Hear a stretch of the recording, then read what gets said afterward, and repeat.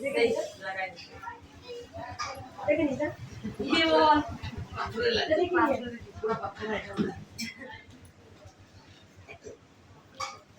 शिव शंभु ब्रह्मचारी लोकनाथ भवज गौरवनाथ रक्षा करो विनती मुक्ति करो भक्त के रक्षा करो तंत्र मंत्र जल करो हावता दूर करो भय विघ्न करो संघर्ष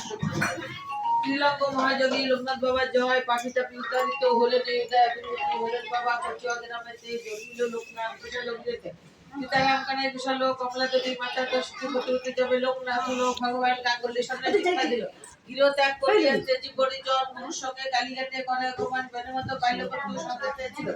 শিষ্যদয় গুরু নানা যোগ শিখাইলো তারপরে আসলে রায় হিমেন্দ্র শিকারে দীর্ঘদিন সাধনায় সিদ্ধি লাভ করে তারপর সঙ্গে শিশু দুইজন পৃথিবীর নানা দেশ করেন ও ভ্রমণ বিভিন্ন ধর্মের তত্ত্ব জাতি মক্কা মদিনা নগরে কাবুলি আসিয়া বলে মুলায় স্বাধীন বজন কোরআন শরীফ পাঠ করেন যতনে বিশ্ব পরিকল্পনা শেষে বেনমদক সঙ্গত বাবা চন্দ্রনাথ পারতামান অঞ্জলি উঠে পাঠে ভিতরে অগ্নিক থেকে রক্ষা করে বিজয় গোস্বামী বেনমদক চলে যায় কামাখ্যা নদীতে বাগানে নিয়ে আসিলেন ভারতে গ্রামে বাবাকে প্রথম দিতে না পারে পাগল বলে সবে উপহাস করে একদিন দুই ব্রাহ্মণের বইতে জড়াইয়া গায়ত্র করিব তারে খুলে দিল চারিদিকে কথা প্রচারিত হলো দলে দলে ভক্তবিন্দু আসিতে লাগিল অতঃপরে আশ্রম হলো 12 দিকে বহু ভক্ত শিষ্য সীতা লাগিল আসিতে পাপিতাপি রোগী কত আসিল তথায় সবাকার কষ্ট বাবা করে শিষ্য আর ভক্ত বাবা বলেন কথা পুজো করার ধর্ম ভক্তি দিয়ে যে আমারে ডাকিবে অবশ্যই সেই ভক্ত পচারা পাবে আমি নাই এই কথা কথা বলতেছিলাম ঠাকুর সদা তোদের মাজারতে জলস্থলে রনে যখন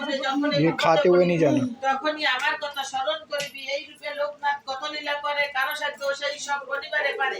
160 বছর বাবার বয়স হলো মর্ততামে জীবিকারে বাবার ইচ্ছা হলো 1297 সাল 19 জ্যৈষ্ঠতে দেহত্যাগ জান বাবা অমর লোকেতে যার ঘরে বাবা চিত্রা রাখিবে যতদিন অন্য কষ্ট থাকিবে না তাহারে ভবনে রোগ শোক দুঃখ কষ্ট সব দূরে যাবে পুত্রপত্র সব সময় আনন্দে থাকিবে বাবার পাচানি যেবা পড়ে কিংবা শুনে গুণবান সেই জন সদা রেখো মনে কোন মন্ত্র কোন দীক্ষা নাই তাহার নামে মহামন্ত্র পড়ত ভারত সমান हम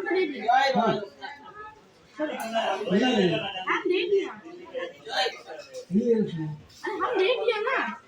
दे दिया